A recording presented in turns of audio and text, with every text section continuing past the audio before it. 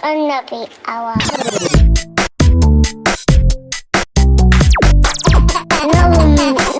Nappy hour. Nappy hour.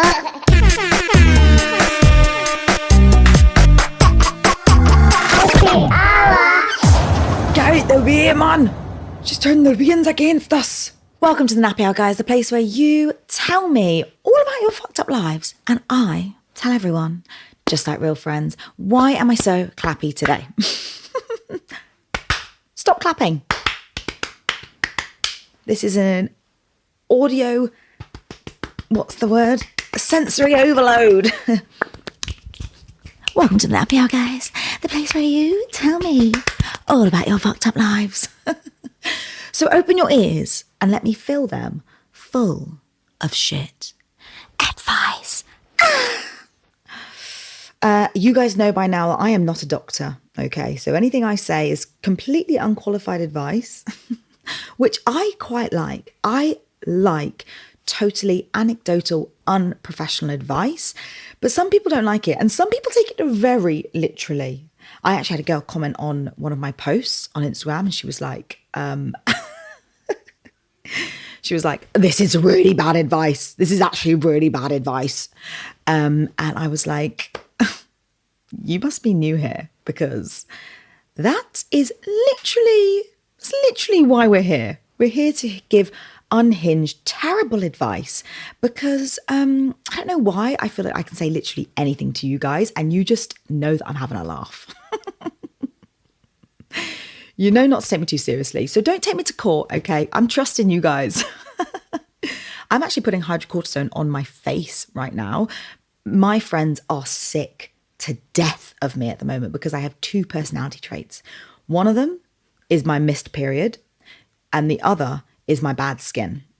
My skin's not even that bad. I just have like a cluster of red on my cheek and I don't know what it is. But I'm trying all these different things. I'm not talking about anything else apart from my missed period and my bad skin. And by the way, any friends that are listening, my period has come. I'm on my period right now. And I kind of feel like I'm always on my period when I'm recording this for some reason. I don't know why, but spooky. And I'm also, I'm putting hydrocortisone on my face just because someone that is not a medical professional told me to do that.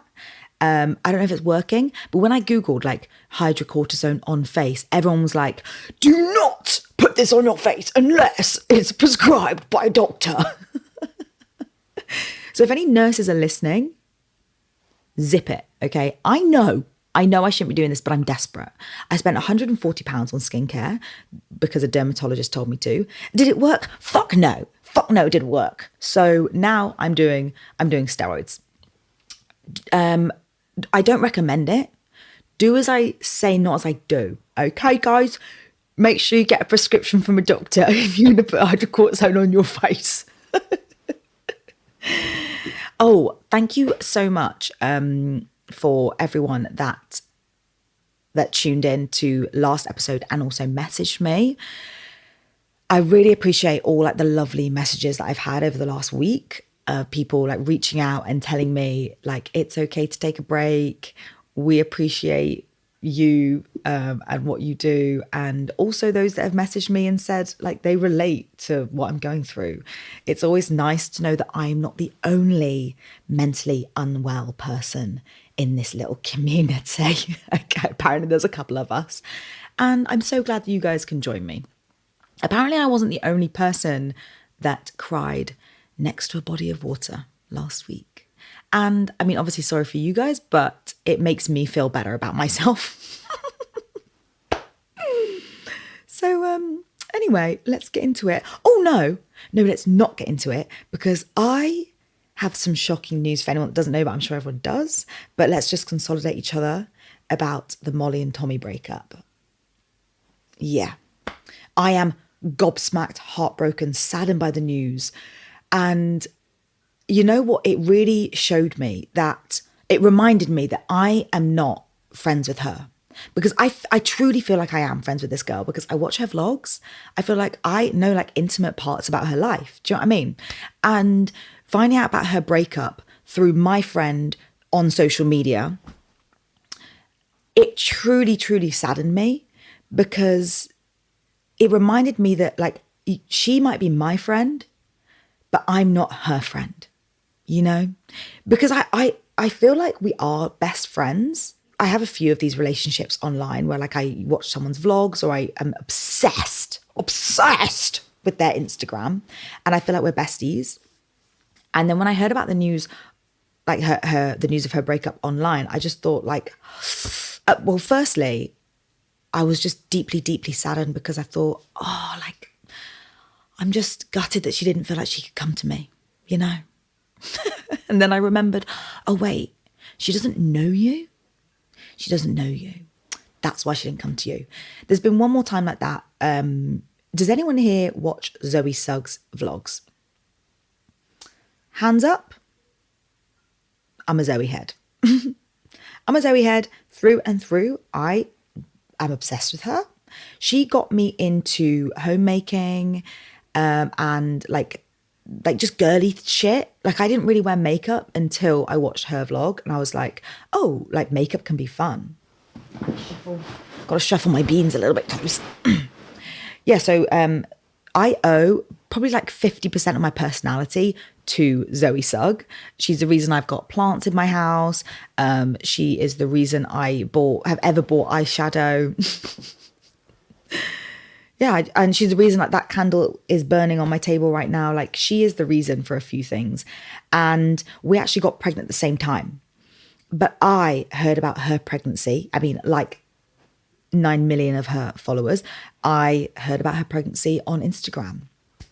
And again, I was just like not elated, like, oh my God, Zoe's pregnant. Like I was just like gutted because it was just a stark reminder that I'm not her friend because she would have told me. Do you know what I mean? If we were friends, she would have called me up and be like, Miranda, I'm pregnant. And then I could be like, oh my God, Zoe, I'm pregnant too. Like, isn't this amazing? We're going to have babies the same age. Like, how beautiful is that? Our babies will grow up knowing each other. No, all it reminded me was like, we aren't friends because she didn't tell me because I found out online like everyone else. But back to Molly and Tommy, like if that breakup shows you anything, it just shows you that nothing is real. Nothing is real. No, as in like nothing you see online is real. It's all fake. And you know those couples that post about how happy they are? Like they're probably just not. They're probably, realistically, they're probably not that happy. You know when you go on someone's page and they're all like, husband appreciation post, best daddy ever appreciation post. It's often overcompensating for something and you can forget that. And you start comparing your situation to their situation. And really, you're comparing yourself to like a fake situation. You know, if I look at the relationships in my life, like the different relationships I have in my friendships, the best relationships I know and have personally are not online relationships. Like I have friends that I'm so incredibly close with and you would not know because I'm not posting about them all day. Because I don't need to, because we're just on a level where it's like, it's past that point. It's past that point. And same with relationships, all the really strong in love couples I know, you could go on their Instagram and you like hardly see that they have a partner. They're just living their life. They're too busy being happy to think about posting. Their life is too full. Funny story, actually. I actually had a guy message me. And this wasn't the first time he'd messaged me. We'd had like a few interactions before on DM. Not flirty interactions, just like him replying to my stories and stuff like that. And this one time he replied, or he messaged me and he was like, God, it's hard being a single parent, isn't it? And he was like talking about his experience as a single parent. And he was like, I'm sure you can relate. And I was like, honey, I'm married. And I just had to look inwards a little bit and see what kind of vibe I was giving off to the world.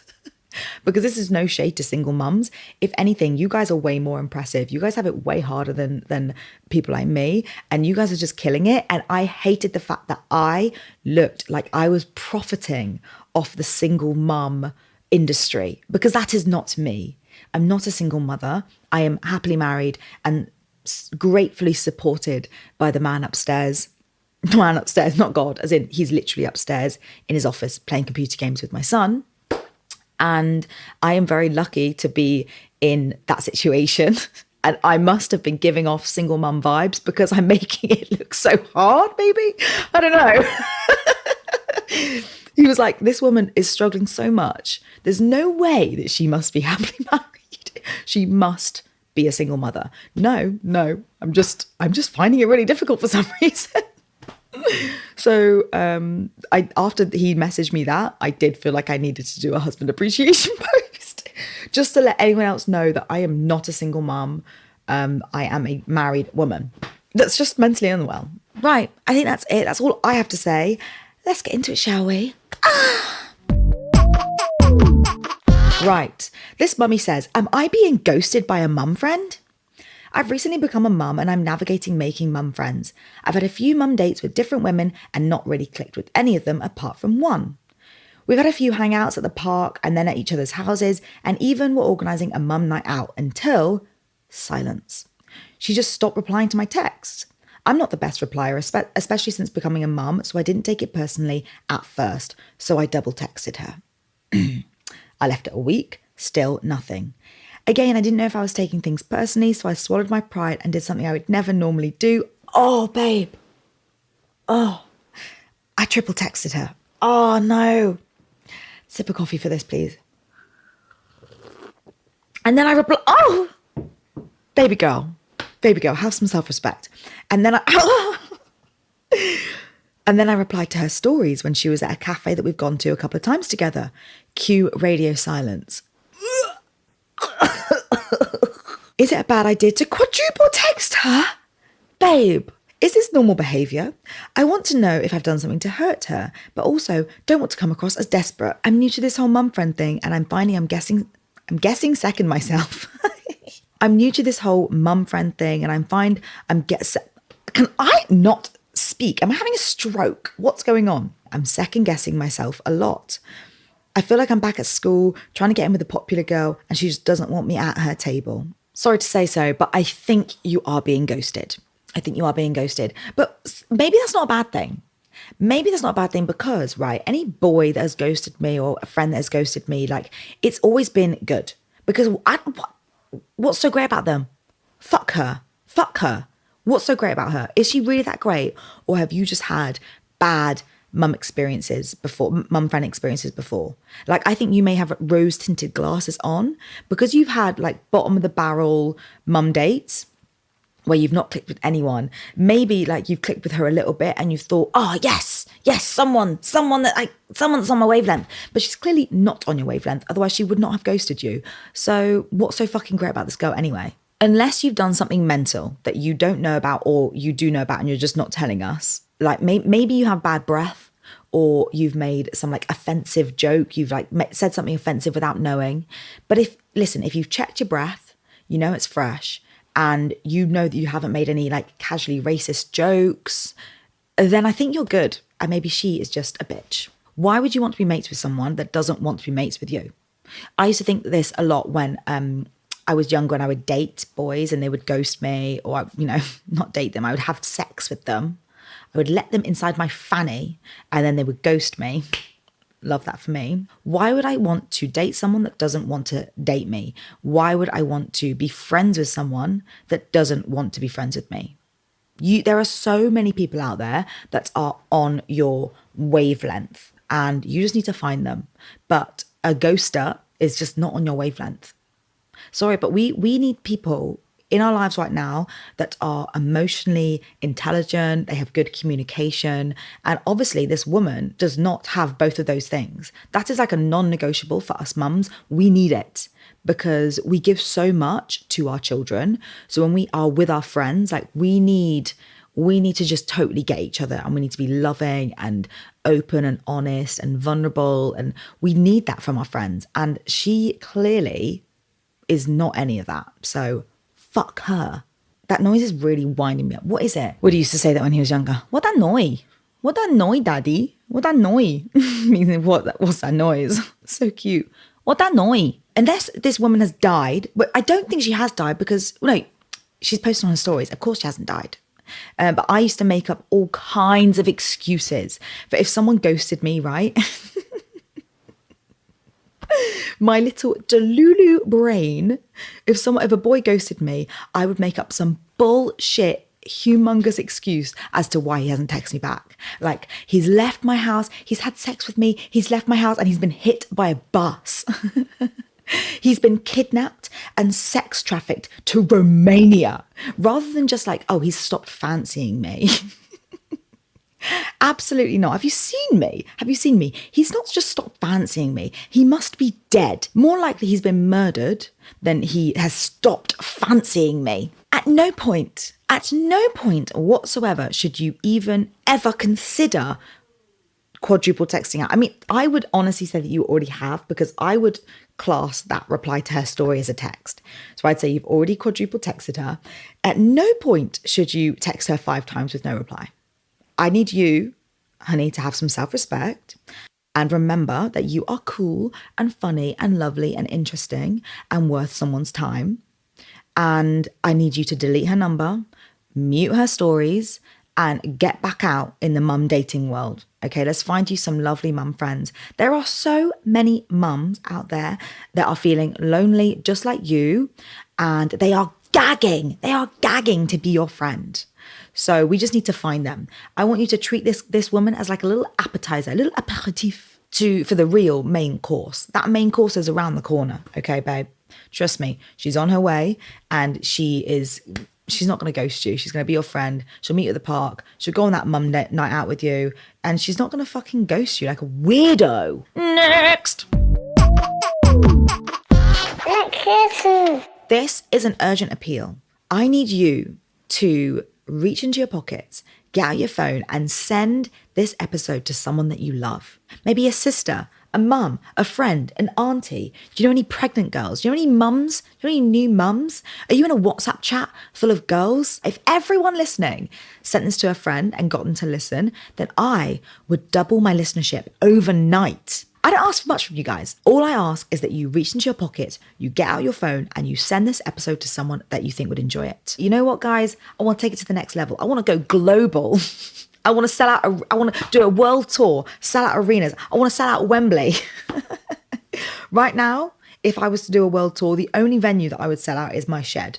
And that's about a capacity of 5. So, if I'm to get to Wembley, I need to get you guys working. I don't have a PR team behind me, okay? You guys are my PR team. You're it. So I need you guys to get to work, because what am I fucking paying you to sit around? Get to work, okay, honeys? Okay, enjoy the episode. I love you. I'm in a bit of a pickle. I've got 2 kids, and now I'm getting the itch for the 3rd. The broodiness is hitting hard, but my other half is in the no camp. Probably because he knows we'll need a new car, a bigger house, and probably our sanity checked. 2 kids has tested our relationship as it is. Can we handle a 3rd? When I think about it, I do see more children in my future, but my partner is also a little older than me, so I get his point of view. But I feel like he's just made that decision for the both of us, and I might be convincing myself that I don't need any more children just because I'm worried about losing him. Getting pregnant, having a newborn, and then a toddler, I mean, I'm knackered just thinking about it. But also, how do you know when your family is complete? I feel like I would know when my family is complete, like I get that feeling, but it just doesn't feel like it yet. Do I risk it all for one more, or should I just sit on my hands and keep my legs closed? I'm an advocate for keeping the legs closed. I mean, the legs can be open for pleasure, business as usual downstairs, but just when you do the business, make sure you wear a condom. I do wonder as well, that feeling of like, this is it, that my family is complete. Does it exist? I have heard of some people, again, girls that I watch on YouTube, they say when they have their child, like they either feel like, oh, this is it, this is our family, we're complete now. Or I also watch YouTubers and they're like, this just doesn't feel like my family's complete. Now, one of the YouTubers, Zoe Sugg, I am serious as Zoe head, aren't I? So Zoe said after her second baby, she was like, oh, this is it. My family feels complete. But then I watched another girl. Her name's called Lepke's Life. Does anyone follow her? She's like a heavy Christian, kind of like she gives Amish vibes, if I'm honest. But I love her YouTube channel, and she has like 1 million kids running around, and she keeps on saying like, just doesn't feel complete yet. And I'm like, how many kids How many kids do you need? Because there's some people running around with like 13 kids and they obviously did not get the memo. So I don't know if it does exist or if it's just like a thing that we like. Surely evolution designs us so that our family never feels complete, because the whole point of the human race is to multiply. So I don't know if that feeling ever does really happen. I actually had this conversation recently with my friends when we were sat round and we were talking about, how many kids you want, and they want like 4 or 5 kids. And me and Zach are probably in like the 2 children and done camp. And they were, saying, well, when you're older and you look around the table at Christmas and your whole family's there, like, do you see just you guys and 2 kids? Or do you see like a whole table full of children? Excuse me. And it's, lots of laughter and it's a really full house and it's like, chaotic and fun. And I'm like, yeah, when you put it like that, it sounds idyllic, lots of laughter, a full house. But when you zoom out of like just that, the one, like Christmas, and you think about like the day-to-day running of life, I don't know, dude. That sounds pretty fucking expensive to me. And the average cost of raising a child in the UK is 160 grand. 160 grand. That's a lot of money to raise a child from 0 to 18. And listen, if you split that up between 18 years, that's like nearly 10 grand a year. And if you came to me and was like, Miranda, listen, this year you can have a baby or you can have 10 grand. I'm taking that 10 grand.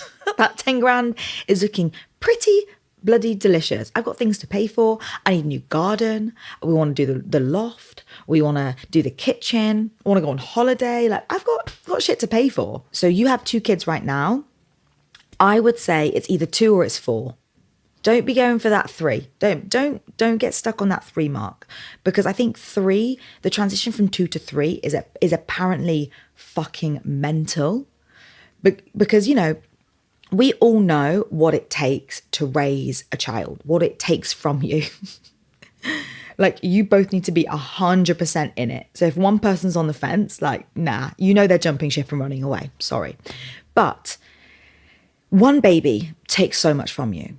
2 babies, it's like, let's fucking go. 3 babies, you are literally living on like another planet from the rest of us. It's crazy.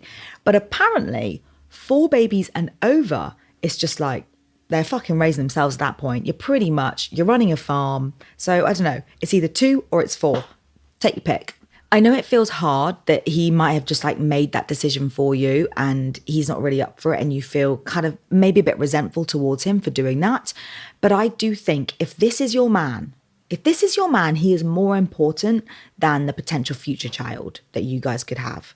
Because if I think about mine and Zach's relationship, right? I'm not in this relationship with Zach for children. I'm in this relationship for Zach. And he is more important to me than any potential future children that do not exist yet.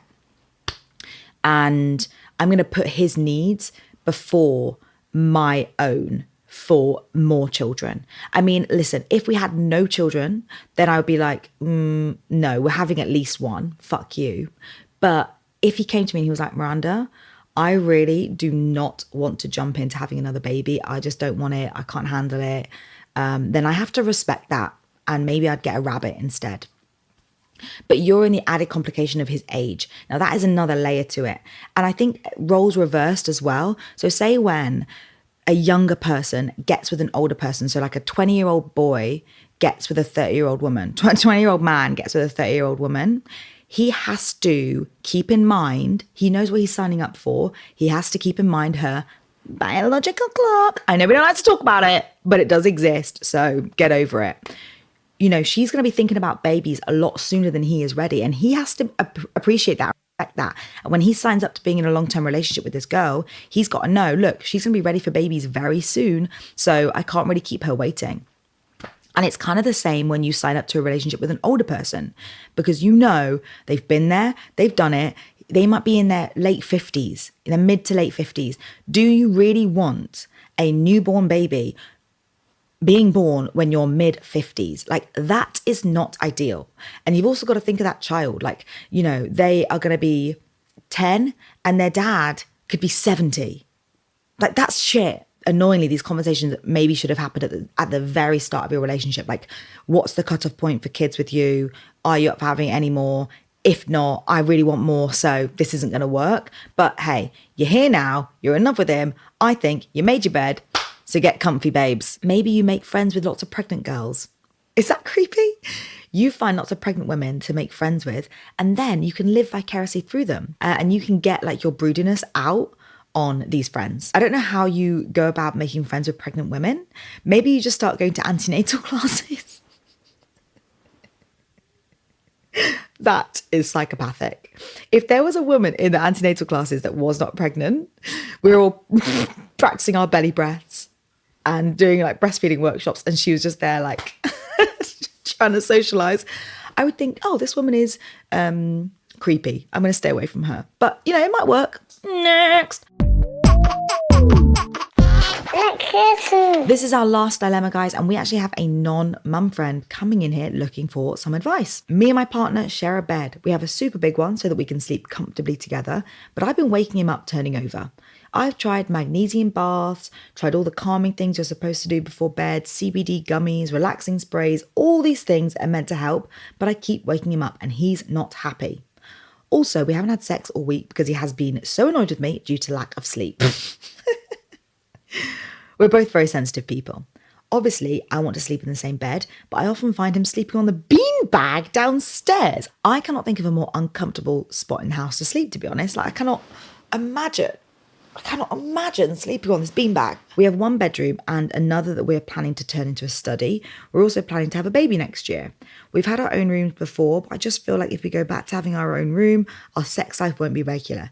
Any advice? You say that you've been trying all the gummies and the sprays, but is it not him that needs the gummies and the sprays? Like, we need to knock this boy out pronto. Why are you taking the gummies? You're not doing anything mental. You're not doing fucking gymnastics in bed. You're literally just rustling around a little bit just because, you know, you're not dead. You're not a corpse. You're a living person. So you will be turning over in your sleep every now and then. That sounds like a him problem, not a you problem. Funny story actually about gummies. Not CBD gummies. These are actual weed gummies that I took. Okay, so this was lockdown 2020. Remember it? I spent the majority of my lockdown pretty stoned, to be honest. And we got into edibles for a while. Now, the first time we took these edibles, the guy that gave them to me was like, listen, these are strong. So half you'll be fine with, just take your time. And I was like, okay, mate. I'm a pro. Don't worry about me. So we went home and me and Zach each had a gummy. And we waited about 90 minutes for this gummy to come through. Like, we waited a long time. And we were looking at each other and we were like, are you feeling anything? I'm not feeling anything. Maybe it was a dud. So we thought, listen, let's take one more and then we'll just wait another hour or so. So we took another gummy each and we waited an hour. And still nothing. So 2.5 hours have gone by now. And we're feeling sober as anything. So we look at each other and we're like, do we just take a third? And I know some of you are screaming at me right now. Miranda, don't do it. Don't take the third. Well, we took the third. We each had 3 gummies. And as soon as that gummy hit my esophagus and slid down into my tummy to be processed by my body,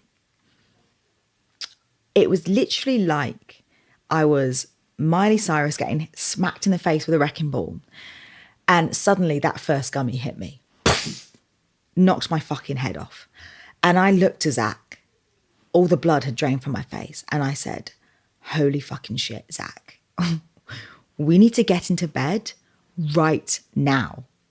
Because I was thinking, if I wait any longer, this is just the start of the high, you know. And I was rat-arsed. I said, if we wait any longer, I don't think we'll make it to bed. I'm one of those stoners that loses all control of her body. Like, you know, some stoners that can like clean the house or go on a run or something. Like, no. I lose control of my limbs. So I said, we need to get into bed right now and go to sleep. And he was like, oh shit. My metabolism is slightly faster than Zach's. So I feel things slightly faster, right? So he's always about 20 minutes behind me in terms of drugs. So I say to Zach, we need to get into bed right now, babe, because otherwise I don't think we're going to make it. So we run upstairs, get into bed, and we just hunker the fuck down. All night in my head, I'm just trying to get to sleep. I'm just like, let me just sleep this off, because that is the beautiful thing about marijuana, okay? You can go so hard. You can be taken to another dimension. 12 hours later, you wake up and you, apart from a bit of dry mouth and a bit of green brain, like you're a bit slow, you're pretty good. Like you're not hungover. Do you know what I mean? So I just said, let's just get to sleep and everything will be fine. Let this whole thing blow over. I'm in bed and I'm trying to sleep. My eyes are closed. And all I can think in my head is has anyone ever died from eating too many edibles? And I'm convincing myself, like, I'm pretty sure I'm going to die. Like, will I make it through the night? This is it. This is the end of Zach and Miranda. This is how we go. Died by edibles. Eventually, luckily, we do get to sleep. And I don't know what happened to my poor little brain with all that THC getting mashed around in there. But somehow I wake up with brain cells and I wake up to live another day. I survived and I'm still here. Have I ever done that again? No. I've never taken more than one edible again since. I just trust the process and I know that, it will come. And if it doesn't, well, then it wasn't meant to be. But I will never, ever take more than one edible in 24 hours ever again. But basically, let's get this guy some hard stuff, okay? Let's knock this boy out cold. Have you tried single duvets?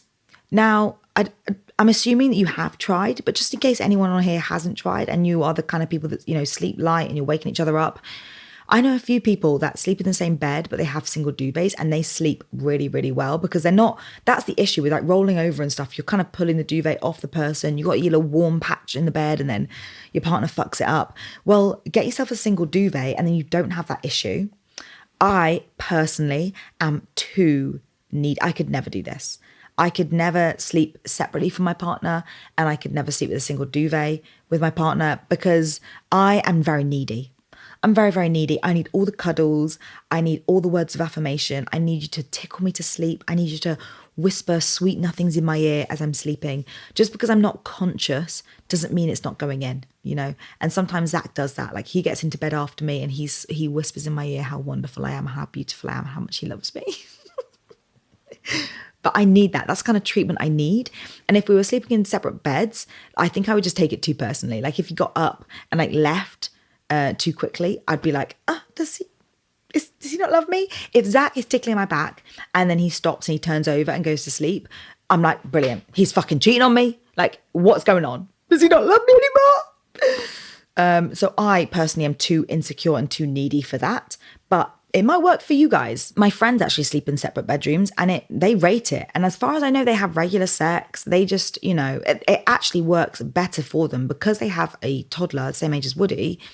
Like they have another room to have sex in.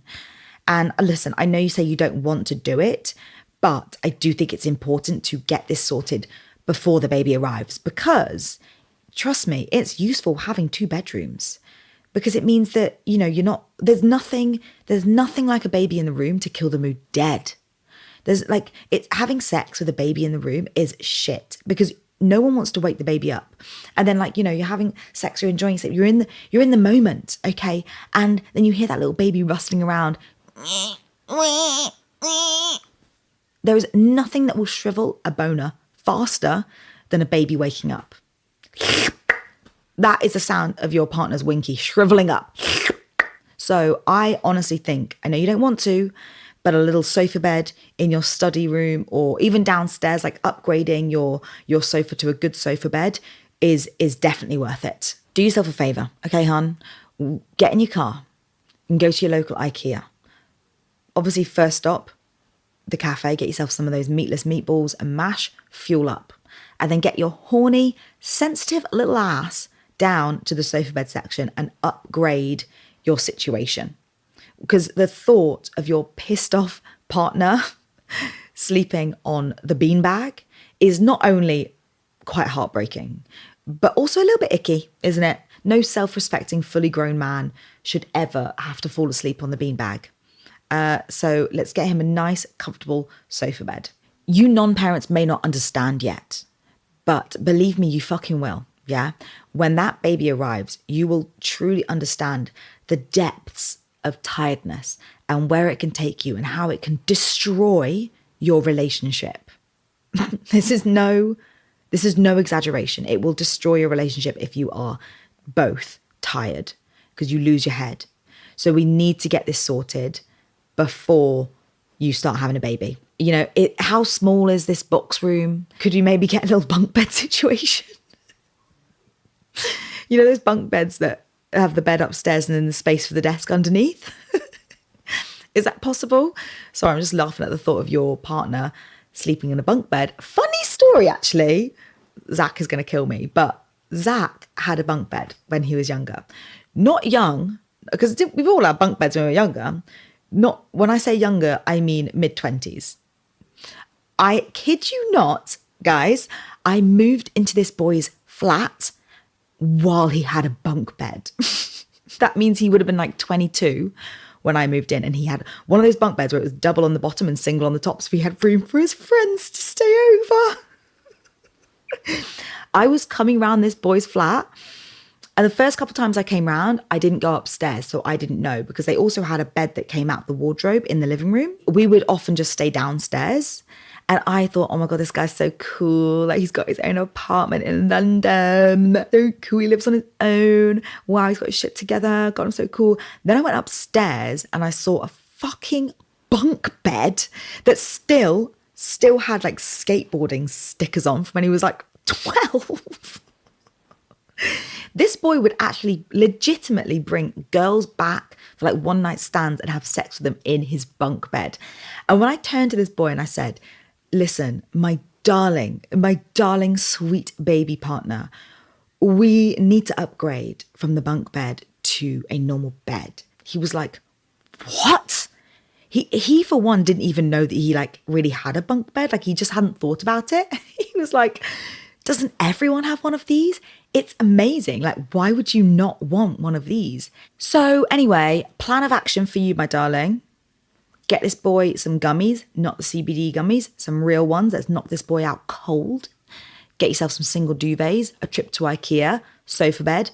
Don't forget the meatballs. And on that note, mum friends, we are going to leave it there. Thank you so, so much for joining me. As always, I appreciate every single ear that has tuned in to this episode. Do not forget to send in your dilemmas. Hit me up over on Instagram, Miranda F and Fox, or at the Nappy Hour Pod.